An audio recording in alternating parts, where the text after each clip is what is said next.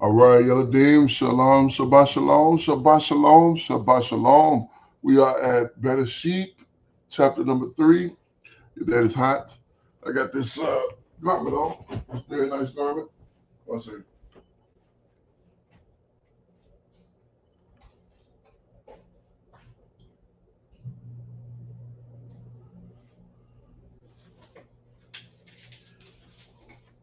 Got this very nice garment on. Get my neck piece on. And let's get started. Hope you, Yeladim, are having a wonderful Shabbat, Sabbath. And we're going to get started into chapter number 3. I won't have you here to ask questions and so on and so forth, but I'll still go over the chapter and explain everything properly, and you'll still get questions to do trivia. All right, here we go. Hope you're having a wonderful day. I love you all, and this is how you're gonna earn your money going forward. So I hope you're prepared.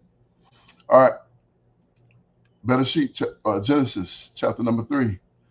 Now the serpent was more subtle than all the beasts of the field, which Yahuwah power had made, and he said unto the woman, Yea, have the Most High said, You shall not eat of every tree of the garden.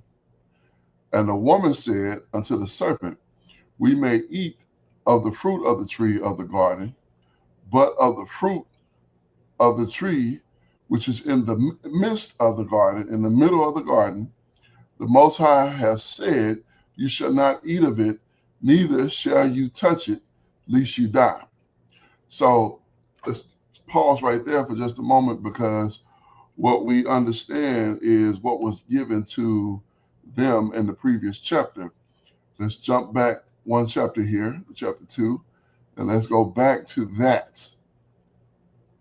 And we find those terminology right here in verse 15. A caveat to the question about what uh, Adam's job was, what the man's job was. Yes, he did name the animals. He also dressed and kept the garden. So I put kept it, but he also dressed it. I forgot that part of it. So my bad. Verse 16.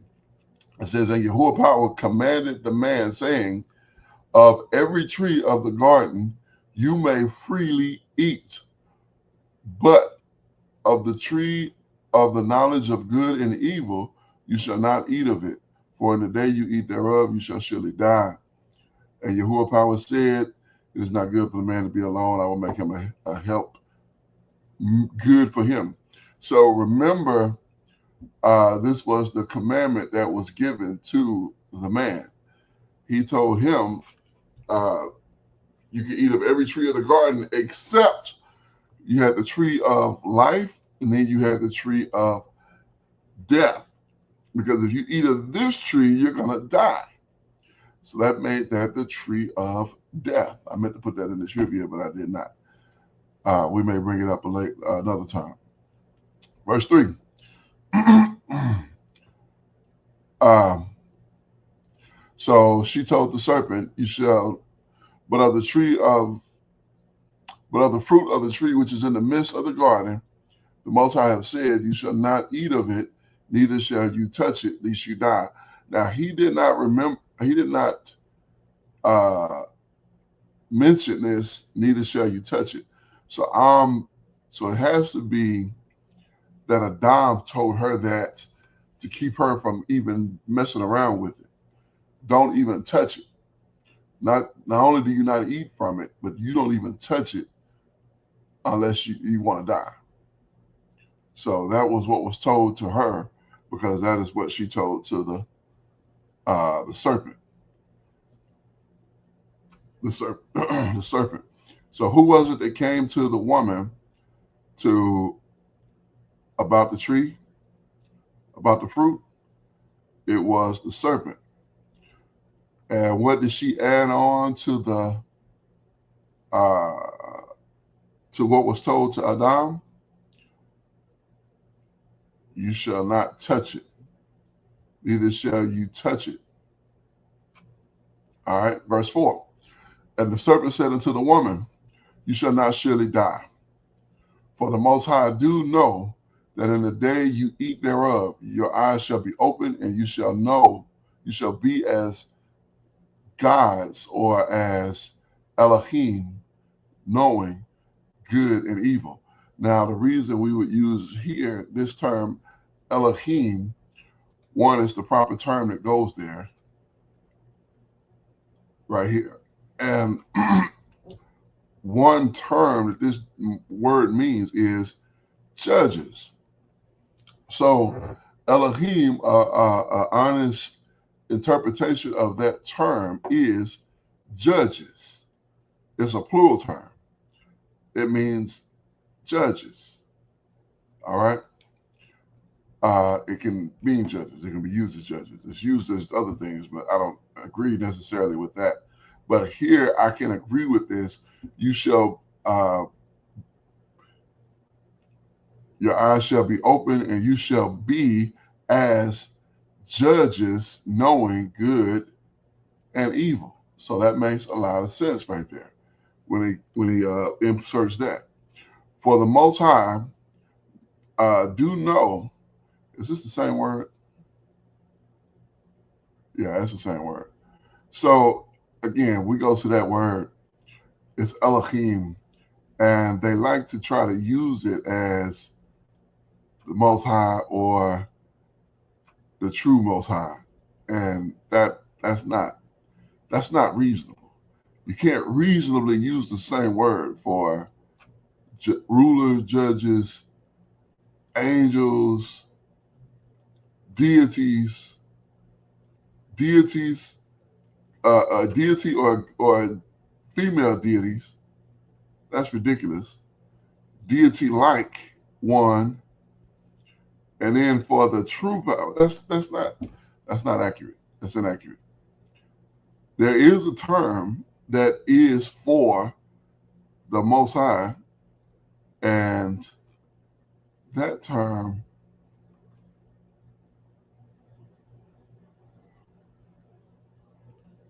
one second here.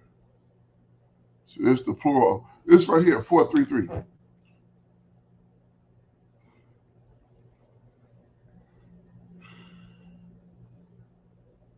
Elohai, Elohai, L-O-I, Elohai, Elohai. Or one that I was thinking more along the lines of was El. There's a term that is El that is used from is used in Micah. I want to get way off, but you know what? Let's get way off for just a moment. I'm gonna show y'all this. Watch this. Micah chapter 6.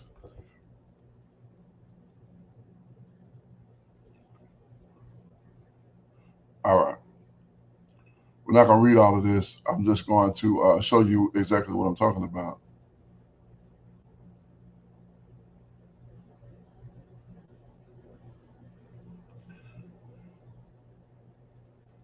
Okay, here it is.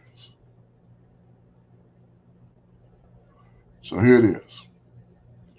This word here.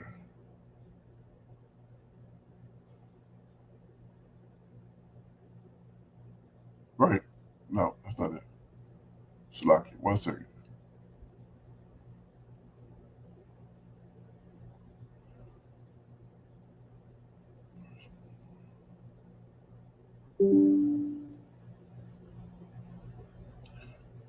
One moment here. Does rivers of oil should be offered one transgression?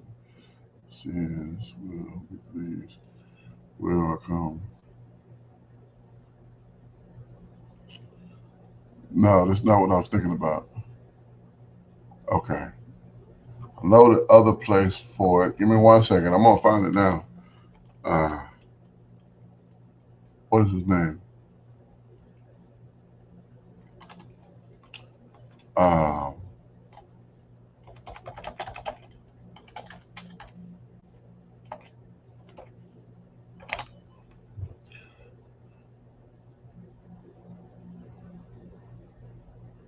14. Okay.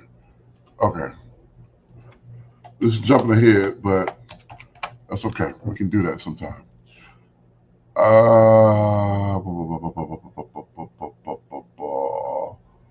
What visuals? No, 1 second. I got to show you this so you'll understand. Hopefully, you'll understand. And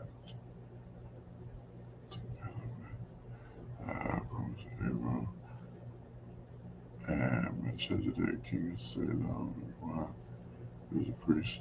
Okay, I believe this is it. I believe this is it. Yep, this is it.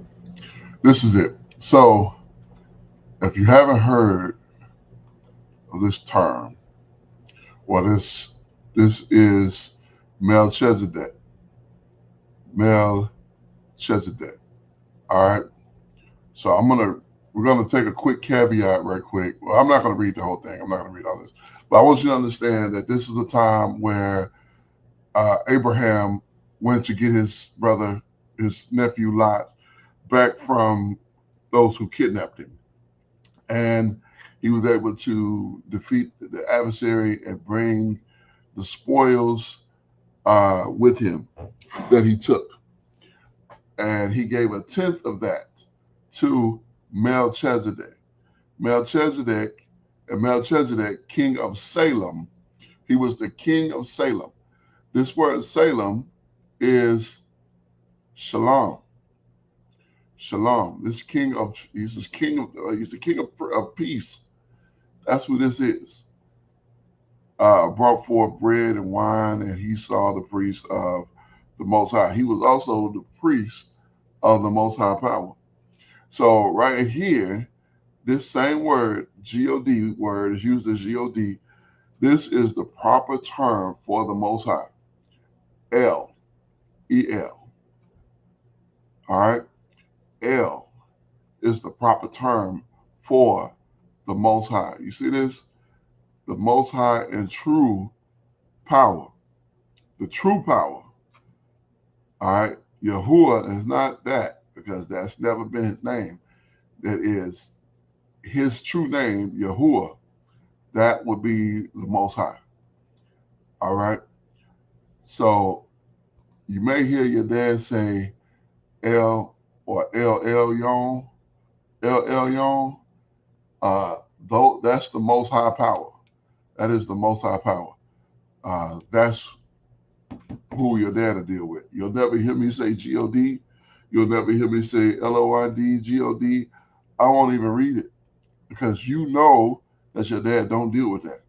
So I'm not going to, there's no reason for me to say that. And the reason I don't say it is because it is pagan. It is pagan in its roots. All right? The Most High, we have his name, is represented by the tetragrammaton, the Yod, the He, the Wa, and the He. That is his name. So there's no reason for us to use a pagan rendition of the Most High's name. See this? Yod, He, Wa, He. This is what the Most High's name is. Yod, He, Wa, He. They pronounce it as Jehovah. It is actually Yahu. This is a long O. Yahuwah. Yahuwah.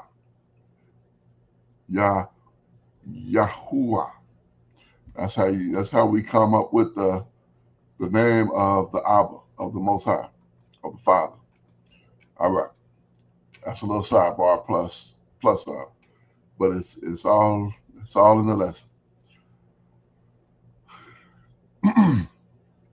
So the Most High do know, verse 5, the Most High do know, in the day that you eat thereof, your eyes shall be opened, and you shall be as Elohim, you shall be as judges, knowing good and evil. So if you know good and evil, guess what? You can judge good and evil. If I take somebody's stuff, that's evil. If I give to somebody from my own stuff, that is good. So that means that I am a judge because I can determine what is good and what is evil. That is effectively what this serpent is explaining to this woman. The day you eat of this tree of the knowledge of good and evil, of this tree of death, because you're going to die, you shall not surely die. Yeah, you're going to die. But he said, you shall not surely die, but the day you eat thereof, you shall be as judges, knowing good and evil. Verse 6. And when the woman saw that the tree was good for food, and that it was pleasant to the eye, and it was a tree desired to make one wise, wise as in having knowledge, she took of the fruit thereof, and did eat, and gave also unto her husband with her, and he did eat. So her husband was with her. He was there for this whole thing. She saw the tree was good for food, meaning it was good to be eaten. It could be eating. It was pleasant to the eye. It looked good. It was appealing. It didn't look out of sorts, but it was pleasant to the eye. It looked good. A tree to be desired to make one wise. Now this would get me what I don't have, the ability to know good and evil, to make one wise. She took of the fruit thereof and did eat. So what did she do with the fruit? She didn't cast it to the ground. She didn't forget it. She ate it. And then she gave it also to her husband. And where was he? He was with her. And he did eat. So right here, we get disobedience, because the Most High had told Adam, neither the day you eat thereof, you shall surely die. Of the tree that is in the midst of the garden, of the knowledge of good and evil, the tree of death, you shall not eat of it. For the day you eat thereof, you shall surely die. And what does he do? The one tree that he tells him, don't eat it, he eats it.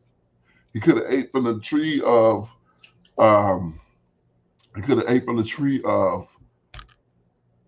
life and live forever. Instead, he ate from the tree of death, and he dies. And he dies. Let's continue. Verse 7.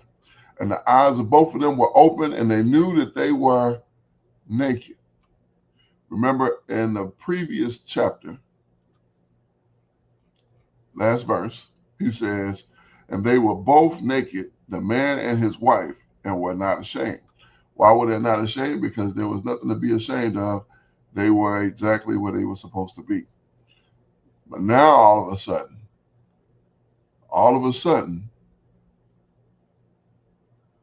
the eyes of both of them were open, and now they're judging, I'm naked, I need to be covered. The eyes of both of them were open, and they knew that they were naked, and they sewed fig leaves together and made themselves aprons. So they sewed fig leaves together and they made themselves aprons. What did the apron do? The apron covered their shame. It covered their shame. Verse 8. At that time, and they heard the voice of Yahuwah power walking in the garden in the cool of the day. What time of day was it? It was in the cool of the day. It was when the day was starting to cool off, because the sun is getting ready to set, is going into the evening. So this is the cool of the day. When is the cool of the day? When the sun is about to set and the air starts to get a little cooler. So it's the cool of the day. And Adam and his wife hid themselves from the presence of Yahuwah power among the trees of the garden. And Yahuwah called unto Adam and said unto him, where are you? So who did Yahuwah call? He called Adam. Why did he call Adam? Why didn't he call them both? Why didn't he call her? because he's the one in charge. He's the one in charge. He made this woman for him. Adam is the one that's in charge. And so that's why he called Adam. Where are you? And he said, I heard your voice in the garden, and I was afraid because I was not covered, and I hid myself. Now, wait a minute. Wait just a minute. He said, I was uncovered or I was naked.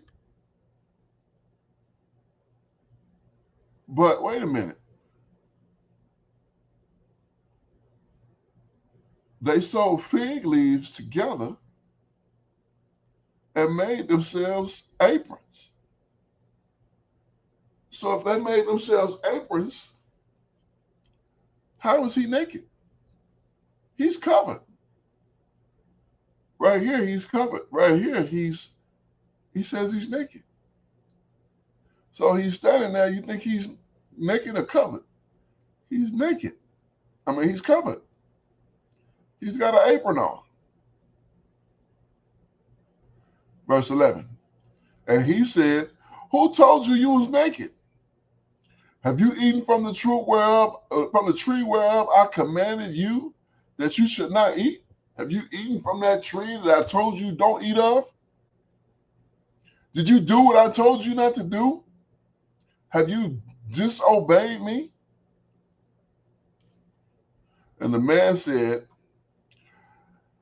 the woman who you gave to be with me, she gave me of the tree, and I did eat. So now it's her fault because he didn't obey Yahuwah power. Instead, he did what this woman said, and he goes, it was her fault. So because he came to Adam first, Adam is the leader, is the man in charge. He came to the man in charge, and the man in charge said it was her fault. It was actually it was your fault. You gave me this woman, and she gave me of the tree, and I ate. You put me in this position. You put me up to lose because you gave me this woman. I wouldn't have did it if she wouldn't have had me do it. It was your fault. That's why we don't deflect. When the situation come up, you take accountability. You take accountability and you own it. I did it. It was my fault, and I was wrong. That's how you're supposed to deal with it.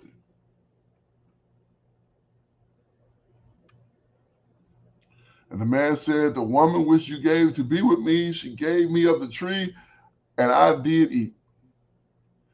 And Yahuwah power said unto the woman, what have you done? And the woman said, the serpent beguiled me, and I did eat. Her husband told her, don't eat it, don't even touch it, unless you die. That's what her husband told her.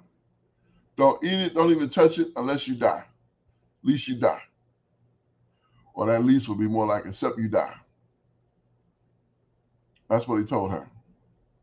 But then when the serpent came and said, you can be judges knowing good and evil. Now she's interested in it. And she took of it and she dealt with it. And she gave it to her husband with her, and he dealt with it. All this against the power that they had, the only power that they had known.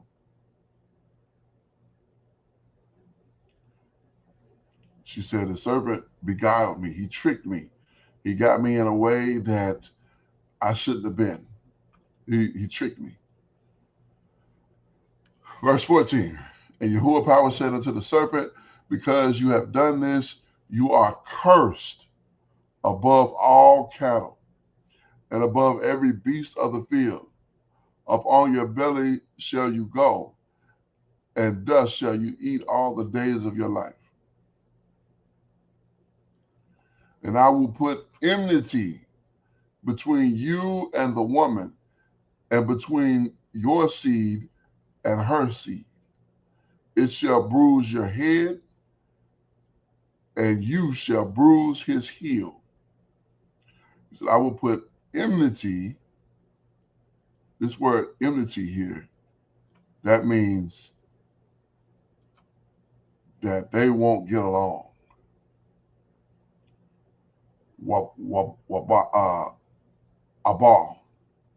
Abal, hatred or enmity. I hate when they use the same word.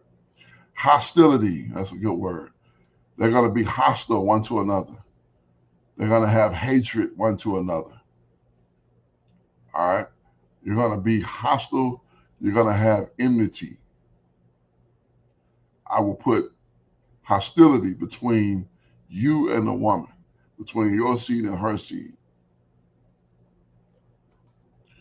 So he's gonna smite your head, and you're gonna bruise his heel.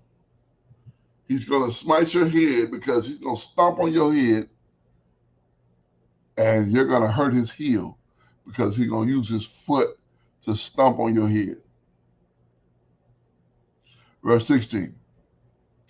And unto the woman he said, I will greatly multiply your sorrow and your conception.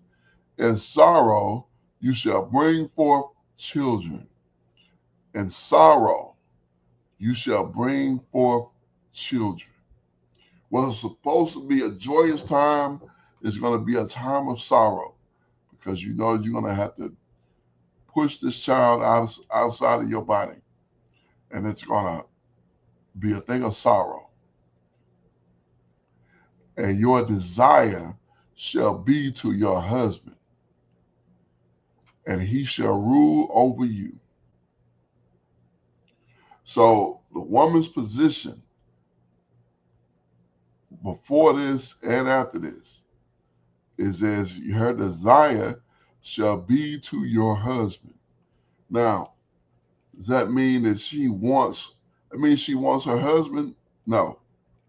See, this is a little bit trickier and a little bit thicker than what it looks. So to understand this, you have to really deal properly with the context.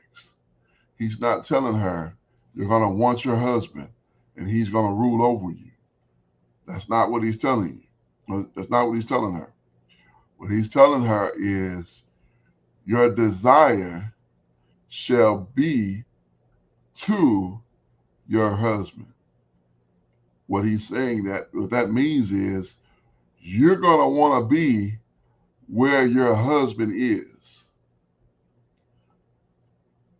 However, he shall rule over you. You're going to want to be where he is. What position was the man given? The man was given the top position in the whole earth. He was given the very top position, which means that he rules over the animals, the birds, and the fish. He is the top of all creation. All the animals know it. They all know, don't mess with the man, because this man, unless you can sneak up on him, he can defend himself against you. He can't even hunt you and take you down. He has every ability to defeat you. He's smarter than you. He has communication abilities that you don't have. He's tactful. He's conniving and cunning. He can do all things that animals can't do, and then some. We just don't have the raw strength that animals have, but we have ability to create homes. We have beds. We have air conditioning. We have cable TV. We have internet service. We have the ability to use computers and do things like we're doing. I'm recording a broadcast. I'm also reading. It's something that animals can't do. So all of these things make man the top of everything. He also has the top position over the woman. He's the top of the woman. He's the head of the woman. So her desire is going to be to her husband. She's going to want to be the top. That's where she wants to be. And he shall rule over you. So though she's going to want to be in his position, he is going to be the one in charge, because he's going to have the ability to be the one that is in dominion. She is made to be a help, a good help to him. That is her position. She's going to want his position and want to be the one who's getting the help as opposed to the one being the help. And that's where relationships get to be very difficult. So that's what you got to look forward to. All four of you. But a good woman is taught from an early age that your position is to be a good help to your husband, is to serve your husband. That is your job. The Most High have created you to serve your husband. That is your job as his wife. If you're fortunate enough to be a man's wife, you are to serve your husband and be a good help to him. Continuing, verse 17. And unto Adam he said, because you have listened unto the voice of your wife, and have eaten of the tree of which I commanded you, saying, you shall not eat of it, cursed is the ground for your sake. In sorrow shall you eat of it. What is the it here? The it here is the ground. In sorrow shall you eat of the ground all the days of your life. Thorns and thistles shall it, what is it again? The ground. Bring forth to you, and you shall eat the herb of the field. So the man is cursed here with having to labor for his food. Instead of getting what he wants from the ground, now he's going to have to labor to bring forth food from the ground. Instead of the Most High doing what he's done and causing the ground to bring forth food for the man and for the animals, now he's got to labor. He's got to work for it. And this is how he's going to have to work for it. Right here. Verse 19. He said, in the sweat of your face shall you eat bread. So in order for him to eat bread, he's going to have to sweat in his face. He's going to have to work for it. It's going to require him to work for it. Shall you eat bread until you return unto the ground. For out of it, what is the it again here? For out of what? For out of the ground you were taken, for dust you are, and unto dust shall you return. So the Most High is promising the man that he's going to go back to dust, where he had the potential, the capability, the tools to live forever. He designed us to live forever. But because we chose to be disobedient and go about things our own way, from the ground we were taken, and dust we are, and dust we shall return. So you're going to go back to dust. We all are. That is our destiny. That's why these things operate the way they do. Verse 20. And Adam called his wife's name Eve because she was the mother of all living. Now, what does this name Eve mean? Hawa. Hawa. Eve is Hawa. All right. She is Adam's helpmeet, Hawa. Hawa. Let me put it back on the screen so you can get it here. Hawa. Strong's H2332. Cheva. Cheva. Hava, Hawa, same thing. Hava, Hawa, same thing. All right. This is his wife's name, Hawa. All right. You say Eve now, they think you're talking about the rapper actress because she's using that name. Verse 21. Unto Adam also and his wife did Yahuwah power make coats of skin and clothe them. So, wait a minute. Unto Adam also and his wife did Yahuwah make coats of skin. Where do you get a coat of skin? How do you get a coat of skin? You get a coat of skin from an animal. It requires death to get a coat of skin. You can't just get a coat of skin, don't grow on trees. See, if he would have made them clothe them a coat of cotton, that would have been different. But he made coats of skins and he clothed them with it. So where did you get the coats of skins?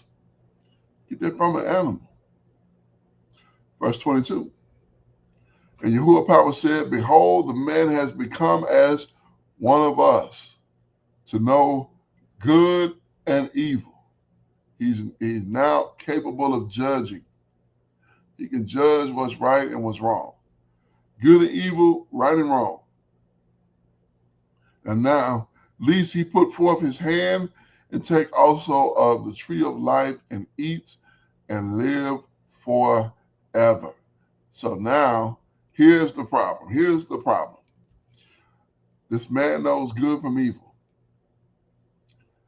And this man can take the tree of life because he's still in the garden. And if he takes the tree of life and eats of that and lives forever, what's going to happen? You're going to have him judging, making decisions on what's good and what's evil. And because he can make those decisions, he can choose good or he can choose evil, much as we do today. We can choose to be good or we can choose to do evil. Verse 23.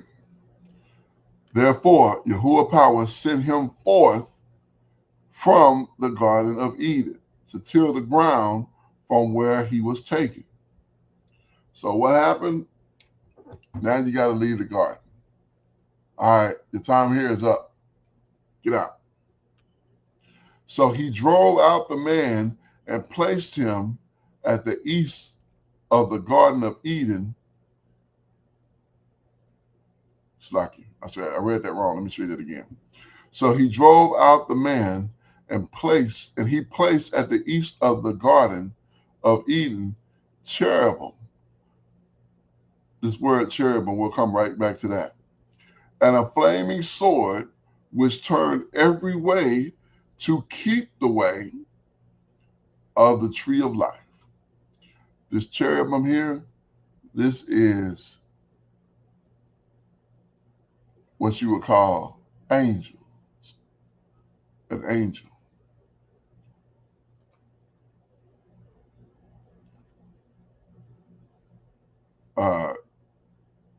Kirab, an angelic being as guardians of Eden. All right. So this is an angelic being. So he put basically a guard. This person is to guard the Garden of Eden and to protect the way of the tree of life. So now he's got to keep the tree of life away from us so that we don't use it and get forever living and end up doing things the wrong way. All right. That is chapter number 3. All right. So I'll come up with the trivia questions, and trivia can be over anything I've gone over on this video. Hope you enjoyed it, and I will do this with or without you. But if you want money, you'll have to answer 10 questions for this video, and that's how you're gonna make it. You're gonna earn your money rather than just say, "Daddy, can you give me? Daddy, can you give me? Daddy, can you give me?" Yeah, I can give it to you, but you're gonna earn it. Much like Adam had to earn his. So, all praises to the Most High. I hope you enjoyed this lesson and are prepared for trivia to answer the questions. All right. I love you all. As always, take care of yourselves and each other. And until next time, Shalom Wa Baruchim. Peace and blessings. And on this day, Shabbat Shalom. Sabbath peace.